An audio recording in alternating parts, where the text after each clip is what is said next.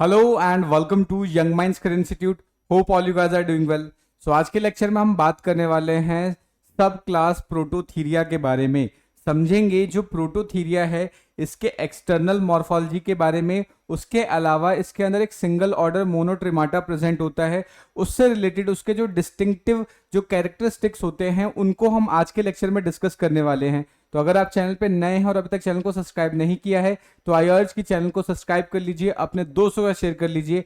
तो चलिए फिर डायरेक्टली मूव करते हैं अपने मेन टॉपिक के ऊपर। लेकिन उससे पहले आप लोगों के सजेशंस के बेसिस पे हमने अपने एप्लीकेशन पे एक अपडेट किया है। अब हमारी जितनी भी वीडियोस हैं वो सारी के सारे क्या है, टॉपिक वाइज होने वाली हैं। आप चाहें तो कंप्लीट कोर्स भी परचेज कर सकते हैं। उसके अलावा अगर आपको किसी एक पर्टिकुलर टॉपिक को ही परचेज करना है तो वो भी आप परचेज कर सकते हैं। फॉर एग्जांपल अगर आपको इन्वर्टिब्रेट्स की वीडियो चाहिए, जेनेटिक्स की वीडियो चाहिए, सेल बायोलॉजी की वीडियो चाहिए, तो आप इनमें से कोई सा भी एक पर्टिकुलर टॉपिक आप परचेज कर सकते हैं। प्राइसेस बहुत ही ज्यादा नॉमिनल रखा है मैंने, जस्ट 299 रुपए है। तो एक बार जाके आप इसको एप्लीकेशन पर चेकआउट कर सकते हैं। तो चलिए फिर डायरेक्टली मूव करते हैं और समझते हैं अपने आज के मेन टॉपिक के ऊपर, सब क्लास आपका प्रोटोथीरिया। तो अगर मैं प्रोटोथीरिया पे डायरेक्टली आऊं उससे पहले थोड़ा सा आपको मैं पीछे का एक बेसिक चीजें समझा देता हूं सो दैट कि उसको समझ पाना बहुत आसान हो जाएगा। ठीक है, तो अगर हम बात करें क्लास ममेलिया की, ठीक है, अगर हम क्लास ममेलिया की बात करें तो इसको क्या है, हम दो सब क्लासेस में डिवाइड कर सकते हैं, जिसमें से एक आ जाता है आपका प्रोटोथीरिया, एक आ जाएगा प्रोटोथीरिया और दूसरा क्या आ जाएगा आपका थीरिया आ जाएगा। ठीक है, उसके बाद जो प्रोटोथीरिया है इसके अंदर सिंपल सा एक सिंगल ऑर्डर आता है जिसको हम बोलते हैं ऑर्डर मोनोट्रिमाटा। लेकिन वही अगर हम बात करें थीरिया की तो थीरिया को फर्दर डिवाइड कर सकते हैं इंफ्रा क्लास मेटाथीरिया और उसके बाद बात करें तो इंफ्रा क्लास यूथीरिया। इसको हम फर्दर दो इंफ्रा क्लासेस में और डिवाइड कर सकते हैं। ठीक है, जैसे कि आप यहां पर ये ट्री देख सकते हो कि सबसे पहले ममेलिया आ जाएगा, फिर इसको दो पार्ट में डिवाइड किया, प्रोटोथीरिया, थीरिया, और इसके बाद सिंगल ऑर्डर है मोनोट्रिमाटा। ठीक है, जिसके अंदर मोनोट्रिमाटा का मतलब होता है सिंगल ओपनिंग। ठीक है, यानी यहां पर क्या हुआ, क्लोएका प्रेजेंट होता है। उसके अलावा थीरिया की बात करें तो यहां पर इसको डिवाइड कर सकते हैं मेटाथीरिया और यूथीरिया में। इसको फर्दर और डिवाइड किया जा सकता है। मेटाथीरिया के अंदर मार्सुपीलिया आ जाता है, यानी यहाँ पर पाउच्ड एनिमल्स आते हैं, यानी इनके पास क्या है, ब्रूड पाउच होता है जिसके अंदर ये अपने बच्चों को क्या है, बेसिकली प्रोटेक्शन प्रोवाइड करते हैं, पेरेंटल केयर प्रोवाइड करते हैं। उसके अलावा दूसरा अगर यूथीरिया की बात करें तो इसके अंदर प्लेसेंटल मैमल्स आ जाते हैं। तो ये सारी चीजें हमें इसके बारे में डिस्कस करनी है। तो आज का जो हमारा लेक्चर है वो टोटली कन्फाइंड होने वाला है प्रोटोथीरिया के बारे में। ठीक है, तो चलिए फिर डायरेक्टली समझ लेते हैं प्रोटोथीरिया के बारे में। अगर हम सब क्लास प्रोटोथीरिया की बात करें तो यहां पर बेसिकली आप देखेंगे कि आपको प्रिमिटिव एग लेइंग मैमल्स देखने को मिलेंगे। यानी इस पर्टिकुलर सब क्लास के अंदर जो भी एनिमल होंगे वो कैसे होते हैं, एग लेइंग मैमल्स होते हैं। ठीक है, एग लेइंग का मतलब क्या है, ये एग प्रोड्यूस करते हैं। ठीक है, ये क्या करते हैं, प्रोड्यूसेस एग। ठीक है, आपने पढ़ा होगा कि जो मैमल्स होते हैं वो बच्चे प्रोड्यूस करते हैं, बट ये वाले जो मैमल्स है ये क्या करेंगे, एग प्रोड्यूस करते हैं। ठीक है, तो ये चीज आपको याद रखना है। और यहां पर ध्यान रखना है कि जितने भी प्रोटोथीरियंस है वो सिंगल ऑर्डर को बिलोंग करते हैं, और वो जो ऑर्डर है उसको हम मोनोट्रिमाटा या फिर इसको ऑर्निथोडेल्फिया भी बोलते हैं। तो ये चीज आप इसके बारे में याद रखेंगे।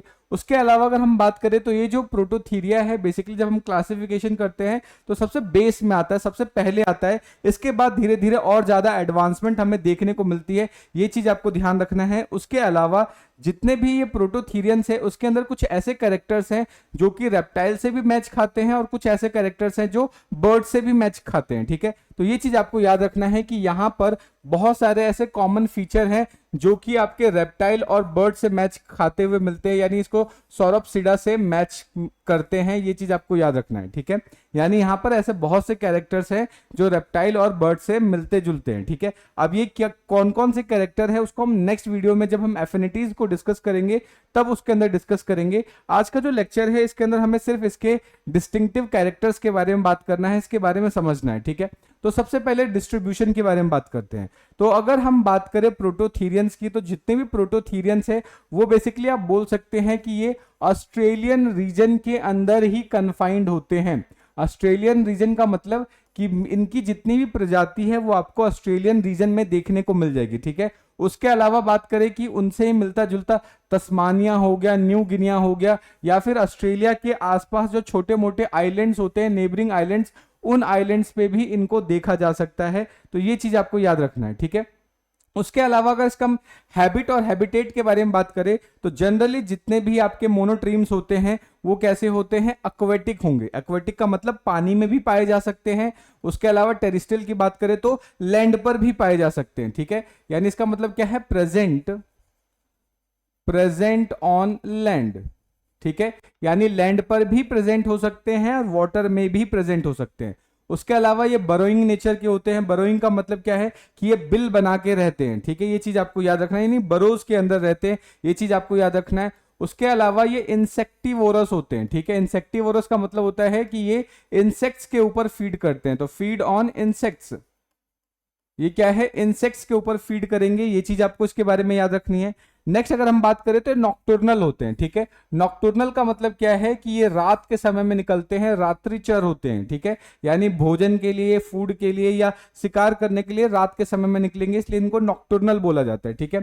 उसके अलावा यहाँ पर जो ब्रीदिंग पैटर्न की बात करें तो एयर ब्रीदिंग होता है, यानी यहाँ पर पल्मोनरी रेस्पिरेशन आपको देखने को मिल जाता है, यानी लंग्स के थ्रू ये रेस्पिरेशन करते हैं, ठीक है। उसके अलावा क्या है, ये इनकम्प्लीटली वार्म ब्लडेड है, यानी जैसे हम लोग हैं कंप्लीट वार्म ब्लडेड, वैसे ये कंप्लीट वार्म ब्लडेड नहीं होते, यानी अपने बॉडी का टेम्परेचर पूरी तरीके से मेंटेन नहीं कर पाते। ये चीज आपको याद रखना है। नेक्स्ट ये कैसे क्वाड्रिपेडल शो करते हैं। क्वाड्रिपेडल मोशन का मतलब क्या है कि यहां पर 4 लिम्ब या बोल सकते हैं 4 पैरों की मदद से ये चलते हैं, तो ये चीज आपको याद रखना है। सो ये क्वाड्रिपेडल होंगे, ठीक है। सो वॉक्स विद 4 लेग्स, यानी 4 लेग्स के साथ अगर कोई मूव करता है तो उसको क्वाड्रिपेडल लोकोमोशन बोलते हैं। ये चीज आपको याद रखना है। ओविपेरस होते हैं, इसका मतलब क्या है कि लेज एग, यानी ये अंडे देते हैं, ये चीज आपको याद रखना है। नहीं, ये बेसिकली क्या है, एग लेइंग मैमल होते हैं, ठीक है। तो ये चीज आपको इसके बारे में याद रखना है। सो आई होप आपको यहां तक की चीज अच्छे से समझ में आ रही होंगी। अगर फिर भी कोई डाउट बन रहा है, कोई सजेशन है, तो आप कमेंट करके बता सकते हैं, ठीक है। अब हम बात कर लेते हैं यहां पर इसके एक्सटर्नल फीचर्स के बारे में, यानी बाहर से ये किस तरीके से दिखते हैं, ठीक है। तो एक बार वन बाय वन करके सारी चीजों को डिस्कस कर लेंगे, ठीक है। सो अगर हम इसकी बॉडी की बात करें तो बॉडी यहाँ पर बहुत ही स्मॉल होता है और बॉडी के ऊपर आप देखोगे कि हेयर्स या फिर स्पाइन्स प्रेजेंट होते हैं, ठीक है। अब अगर ये डायग्राम आप देखो तो ये प्लेटिपस का डायग्राम है। इसके अंदर अगर हम इसकी बॉडी की बात करें तो 3 पार्ट में डिवाइड कर सकते हैं। ये वाला पार्ट क्या हो जाएगा, इसका हेड हो जाएगा। ये वाला पार्ट जो है इसका ट्रंक हो जाएगा, और ये जो लास्ट वाला पार्ट है ये इसका क्या हो जाएगा, टेल हो जाएगा, ठीक है। तो ये चीज आपको इसके बारे में याद रखनी है। नेक्स्ट यहां पर क्या है कि इसका जो मजल या स्नाउट है वो किस में कन्वर्ट हो जाता है, बीक में कन्वर्ट हो जाता है। यानी यहां पर जो इसका स्नाउट है वो किस में कन्वर्ट हो चुका है, बीक की फॉर्म में कन्वर्ट हो चुका है। जैसे बर्ड्स के अंदर बीक प्रेजेंट होते हैं वैसे ही यहां पर बीक्स देखने को मिलता है, ठीक है। जब ये एम्ब्रियोनिक स्टेज में होता है उस कंडीशन में टीथ प्रेजेंट होता है, लेकिन जैसे ही अडल्ट फॉर्म में कन्वर्ट होता है वैसे ही बीक जब बनता है तो यहां पर टीथ नहीं देखने को मिलते। ये चीज आप इसके बारे में याद रखेंगे। और उसके अलावा अगर हम यहां पर एक्सटर्नल ईयर की बात करें तो एक्सटर्नल ईयर या तो एब्सेंट होंगे, अगर प्रेजेंट भी होंगे तो वेल डिफाइंड नहीं होंगे, इनकंस्पिशियस होंगे, ठीक है। तो यहां पर एक्सटर्नल ईयर एब्सेंट होता है, ये चीज याद रखना है। या फिर अगर कुछ स्पीसीज के अंदर होता भी है तो वेल डिफाइंड नहीं होगा, ये चीज आप याद रखेंगे, ठीक है। नेक्स्ट यहां पर क्या है, टेल प्रेजेंट भी हो सकता है और एब्सेंट भी हो सकता है, इस चीज को आप याद रखेंगे। मेमोरी ग्लैंड्स की बात करें यहां पर तो मेमोरी ग्लैंड्स तो प्रेजेंट होगा लेकिन उसके ऊपर टीट्स या बोल सकते हैं निप्पल्स नहीं होते, ठीक है।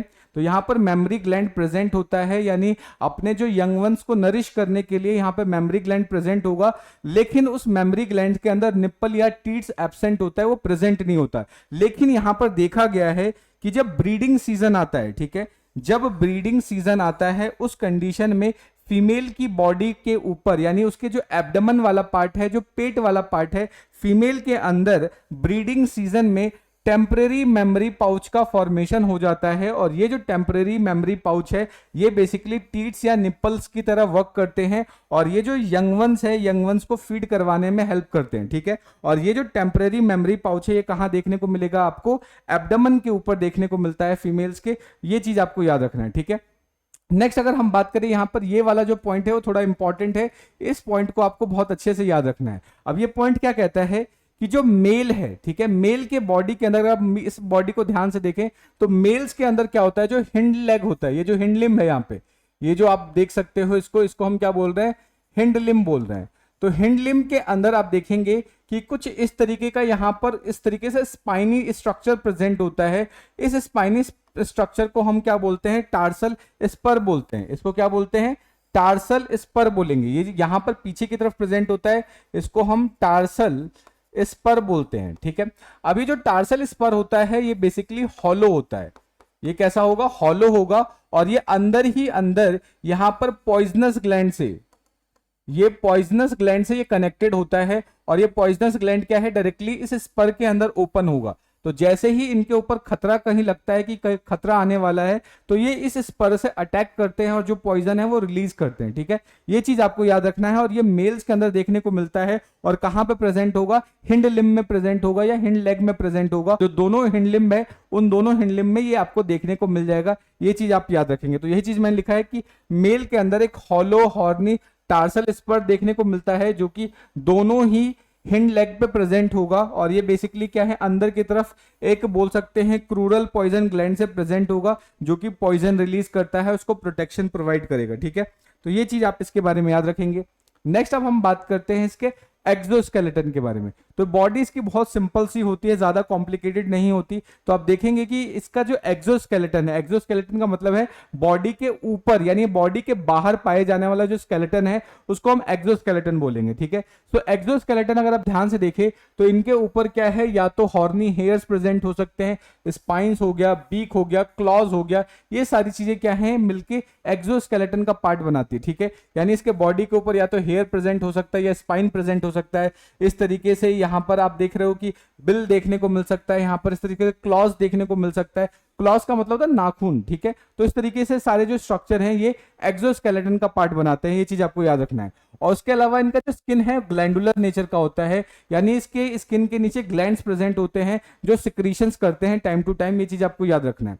नेक्स्ट, अब इसकी बॉडी कैविटी की बात करें तो जनरली यहां पर क्या है, बॉडी के अंदर अगर इसको ध्यान से देखें तो इनके बॉडी में क्या होता है, डायफार्म प्रेजेंट होता है। अब जो डायफार्म है, डायफार्म की वजह से इनका जो ट्रंक है, ट्रंक को दो पार्ट में डिवाइड किया जा सकता है। सबसे आगे वाला जो पार्ट होगा उसको बोलेंगे एंटीरियर थोरेसिक कैविटी, और जो पीछे वाला पार्ट होता है उसको हम एब्डोमिनल कैविटी बोलते हैं, सेम एज ह्यूमंस की जैसा। जैसे सपोज करो हमारे यहाँ पर क्या है, डायफार्म प्रेजेंट है, तो इससे ऊपर वाला थोरेसिक कैविटी होगा, और डायफार्म के जस्ट नीचे वाला पार्ट क्या होता है, आपका एब्डोमिनल कैविटी होता है, ठीक है। तो इसी तरीके से यहाँ पर भी हम कैविटीज को डिवाइड कर सकते हैं, ये चीज आप इसके बारे में याद रखेंगे, ठीक है। नेक्स्ट अब बात करते हैं इसके एंडोस्केलेटन। एंडोस्केलेटन को थोड़ा ध्यान से समझना होगा क्योंकि यहाँ पे कुछ ऐसे टर्म्स है जो थोड़े कॉम्प्लिकेटेड है, तो इसको हम थोड़ा ध्यान से समझेंगे, ठीक है। तो सबसे पहले अगर हम स्कल की बात करें तो यहाँ पर जो स्कल होता है वो डाइकॉन्डाइलिक नेचर का होता है, ठीक है। डाइकॉन्डाइलिक का मतलब क्या होता है कि हमारे जैसे ह्यूमंस के स्कल के पीछे यहाँ पे कॉन्डाइल्स प्रेजेंट होता है, तो डाइकॉन्डाइलिक स्कल से होगा क्या कि जो हम स्कल है, स्कल को लगभग ऑलमोस्ट अराउंड 180 डिग्री ही रोटेट कर सकते हैं, ऐसे और सिर्फ ऐसे, मैक्सिमम इतना ही रोटेट कर सकते हैं। ये क्यों ऐसा कर पाते हैं, बिकॉज हमारा स्कल जो है डाइकॉन्डाइलिक है। लेकिन बर्ड्स की बात करें तो बर्ड्स में जो स्कल होता है वो मोनोकॉन्डाइलिक होता है, जिसकी वजह से आपने देखा होगा कि जो बर्ड्स है वो अपने हेड को ऑलमोस्ट 360 रोटेट कर सकते हैं। कबूतर में देखा होगा कि वो आगे देख रहा है, लेकिन अगर कोई पीछे से आता है तो तुरंत अपना हेड पीछे की तरफ टर्न कर सकता है, तो उनका जो हेड होता है वो मोनोकॉन्डाइलिक होगा। लेकिन यहाँ पे अगर हम बात करें कि जो प्रोटोथीरियंस हो गया, जो ह्यूमंस हो गया, उनका जो स्कल होता है वो डाइकॉन्डाइलिक नेचर का होता है, ठीक है। यानी यहाँ पर दो कॉन्डाइल होंगे, ये चीज आप याद रखेंगे, ठीक है। नेक्स्ट अगर हम बात करें कि यहाँ पे जो स्कल के ऊपर जो सूचर्स होते हैं, सूचर्स आपने देखा होगा कि स्कल के ऊपर कुछ इस तरीके से लाइनिंग्स ऐसे प्रेजेंट होती है, यानी जब दो बोन्स आपस में जुड़ती है तो बीच में सूचर प्रेजेंट होता है। तो यहाँ पर जो सूचर होता है वो ऑब्लिटरेटेड होता है। ऑब्लिटरेटेड का मतलब क्या है कि क्लियरली विजिबल नहीं होता, छुपा हुआ होता है, ढका हुआ होता है, ठीक है। ऑब्लिटरेटेड का मतलब क्या होता है, नॉट क्लियरली विजिबल, यानी यहां पर जो सूचर्स होंगे वो क्लियरली विजिबल नहीं होते, छुपे हुए होते हैं, ये चीज आपको याद रखना है। उसके अलावा ऑर्बिट्स की बात करें, जो बॉडी के या स्कल के अंदर जो बहुत सारे होल्स होते हैं, ऑर्बिट्स जो बनते हैं वो डायरेक्टली क्या है, टेम्पोरल फोसा के अंदर तक जाते हैं, ये चीज आपको याद रखना है। या कंटिन्यूअस होते हैं टेम्पोरल फोसा के साथ, ठीक है, ये चीज आपको याद रखना है। नेक्स्ट, लेक्राइमल और एलिप्सोनॉइड जो बोन होता है वो एब्सेंट होगा, लेकिन यहाँ पर आप देखोगे कि जो टेरिगोइड बोन होता है वो प्रेजेंट होगा, ठीक है। तो यहाँ पर इस तरीके से आप देखेंगे तो ये क्या है, टेरिगोइड बोन प्रेजेंट होता है, बाकी लेक्राइमल और एलिप्सनॉइड जो बोन है वो एब्सेंट होगा। तो इस चीज को आप याद रखेंगे, ठीक है। ये स्कल के बारे में बात कर रहे हैं हम, ठीक है। नेक्स्ट अगर हम बात करें यहाँ पे जो टिम्पैनिक रिंग लाइक स्ट्रक्चर है, ठीक है, जो टिम्पैनिक रिंग लाइक स्ट्रक्चर, और उसके अलावा हम बात करें कि जो टिम्पैनिक ऑडिटरी बुल्ला होता है वो एब्सेंट होगा, यहाँ पर ये प्रेजेंट नहीं होता। टिम्पैनिक अगर हम बात करें तो ईयर के अंदर आप देखोगे कि ईयर के अंदर स्ट्रक्चर प्रेजेंट होता है, तो ये सही चीजें यहाँ पर क्या होगा, एब्सेंट होता है, ये याद रखना है। नेक्स्ट अगर हम ईयर ऑसिकल्स की बात करें, ईयर ऑसिकल्स का मतलब है ईयर बोन्स, ठीक है। तो यहाँ पर ईयर बोन्स तीनों ही प्रेजेंट होंगे, लेकिन जो मैलिस और इनकस होता है वो लार्ज होता है, ठीक है। ईयर ऑसिकल कौन कौन से थे, मैलिस, इनकस और स्टेपिस, ठीक है। तो तीनों ही आपको ईयर ऑसिकल्स देखने को मिलेगा, लेकिन यहाँ पर जो मैलिस और इनकस है वो क्या होते हैं, बड़े होते हैं साइज में। तो ये चीज आप इसके बारे में याद रखेंगे, ठीक है। सो आई होप आपको यहाँ तक की चीजें अच्छे से समझ में आ रही होंगी। अगर फिर भी कोई डाउट बन रहा है, कोई सजेशन है, तो आप कमेंट करके बता सकते हैं। वीडियो में अगर किसी तरीके की इंप्रूवमेंट की रिक्वायरमेंट है तो वो भी आप मुझे सजेस्ट कर सकते हैं, ठीक है। अब इस पूरे लेक्चर का जो पीडीएफ है वो डायरेक्टली आप मेरे एप्लीकेशन से डाउनलोड कर सकते हैं फ्री ऑफ कॉस्ट। तो अभी जाके इसको एक बार एप्लीकेशन डाउनलोड कर लीजिए और इस लेक्चर का पीडीएफ वहां से डाउनलोड कर सकते हैं, ठीक है। नेक्स्ट आप बात करते हैं, अगर हम बात करें यहाँ पे जो मैंडेबल होता है, each half of the mandible वो क्या है, सिंगल बोन का बना हुआ होता है जिसको डेंट्री बोलते हैं, ठीक है। तो जनरली यहाँ पर मुझे बेसिकली प्लेटिपस के मैंडेबल बोन का डायग्राम नहीं मिला, तो बस दिखाने के लिए मैंने यहाँ पर बना दिया है। तो जो मैंडेबल जो बोन होता है वो नीचे वाला बोन है, ठीक है। तो वो सिंगल बोन होता है, उसके अंदर जॉइंट्स देखने को नहीं मिलता और उसको हम क्या बोलते हैं, डेंट्री बोलते हैं, ठीक है। ये चीज आपको याद रखना है। यहाँ पे जो मैंडिबुलर सिम्फाइसिस होता है वो वीक होता है। मैंडिबुलर सिम्फाइसिस क्या करता है, इसको स्कल से जोड़ने का काम करता है, तो वो यहाँ पर वीक होता है। और उसके अंदर आप देखेंगे कि कोरोनॉइड प्रोसेस भी देखने को मिलेगा, और कोरोनॉइड प्रोसेस कैसा होता है, छोटा होता है। तो जैसे यहाँ पर देखो ये बोन है, और ये जो रेड रेड स्ट्रक्चर आप देख रहे हो इसको हम कोरोनॉइड प्रोसेस बोलते हैं।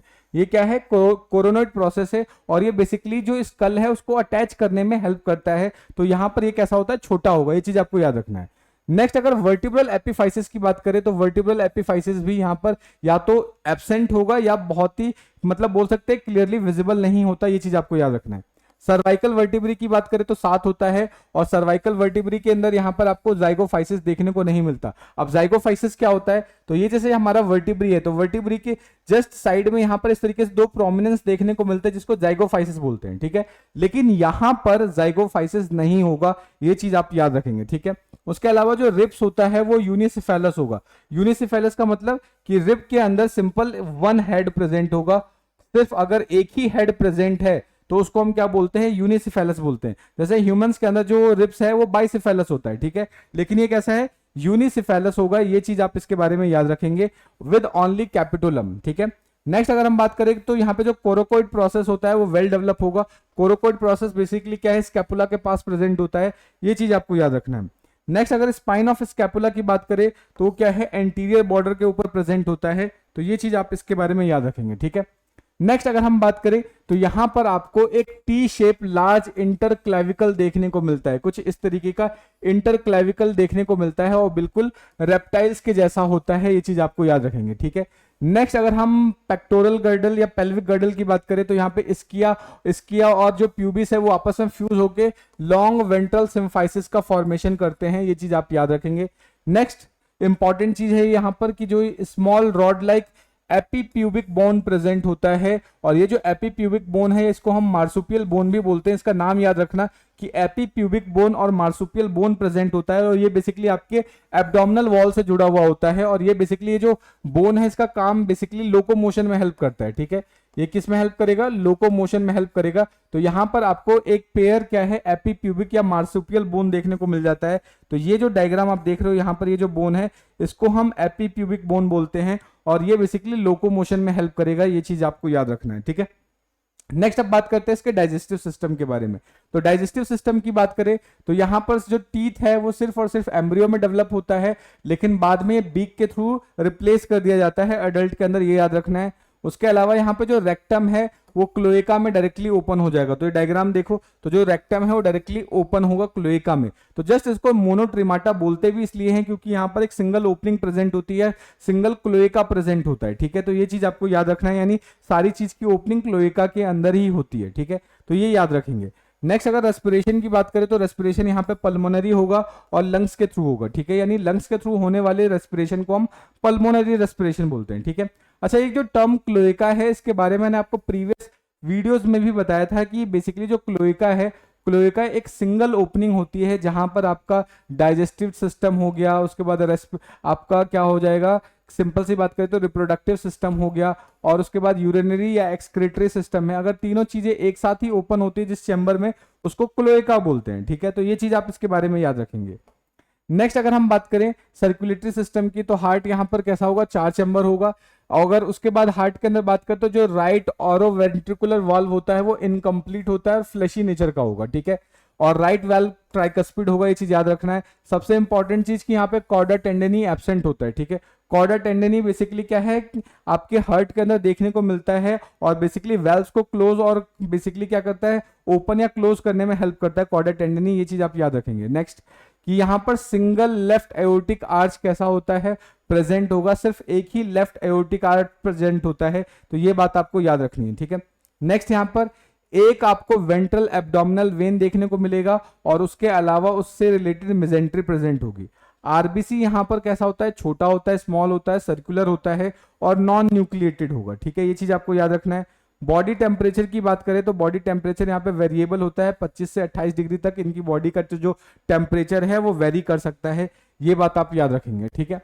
नेक्स्ट अगर एक्सक्रीटरी सिस्टम की बात करें तो किडनी यहाँ पर मेटानेफ्रिक होगा, ठीक है, और उसके बाद जो यूरेटर है वो डायरेक्टली यूरोजेनाइटल साइनस में ओपन होगा, और ये जो यूरोजेनाइटल साइनस है वो डायरेक्टली कहाँ है, क्लोएका में ओपन होता है, क्योंकि यहाँ पर क्लोएका प्रेजेंट है, इसलिए जो भी चाहे यूरिनरी सिस्टम हो या फिर डाइजेस्टिव सिस्टम हो या फिर रिप्रोडक्टिव सिस्टम हो, वो तीनों की तीनों ओपनिंग कहाँ पर होने वाली है, क्लोएका में ही होंगी। तो यहाँ पर क्या है, जो यूरोजेनाइटल साइनस है, यानी अगर हम बात करें कि इस तरीके से सिंपल सा जो यूरेटर्स है, यूरेटर क्या होगा, साइनस में ओपन होगा और साइनस डायरेक्टली जाके आपके क्लोएका में ओपन हो जाता है, ठीक है। क्लोएका क्या है, एक जैसे मान लो एक क्लोएका है, तो यहां पर आके क्या होगा, यूरेटर इस तरीके से पहले एक साइनस में ओपन होगा और साइनस क्या होता है, साइनस जाके इस तरीके से बड़े से चैम्बर में ओपन होगा जिसको हम क्लोएका बोलते हैं, ठीक है।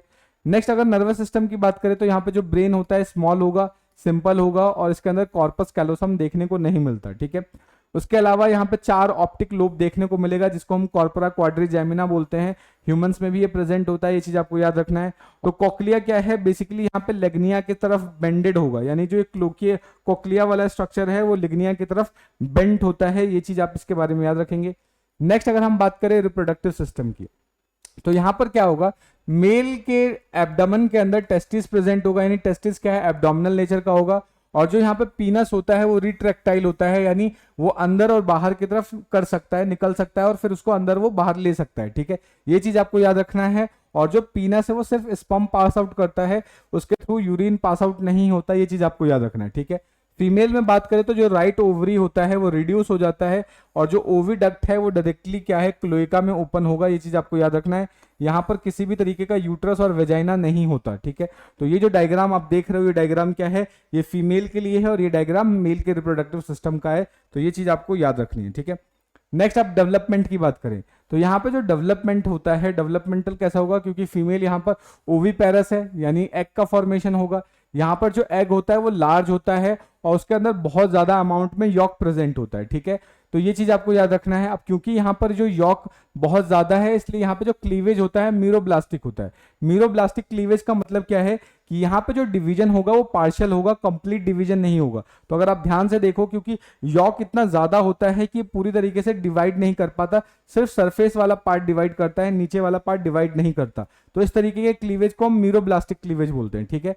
नेक्स्ट यहाँ पर किसी भी तरीके का गेस्टेशन पीरियड नहीं होता, मतलब कि ऐसा नहीं देखा जाता जैसे ह्यूमंस के फीमेल्स के अंदर आपने देखा होगा कि बेबी क्या है, यूट्रस के अंदर प्रेजेंट होता है 9 मंथ 10 डेज के लिए, बट यहाँ पर किसी भी तरीके का गेस्टेशन देखने को नहीं मिलेगा, ठीक है।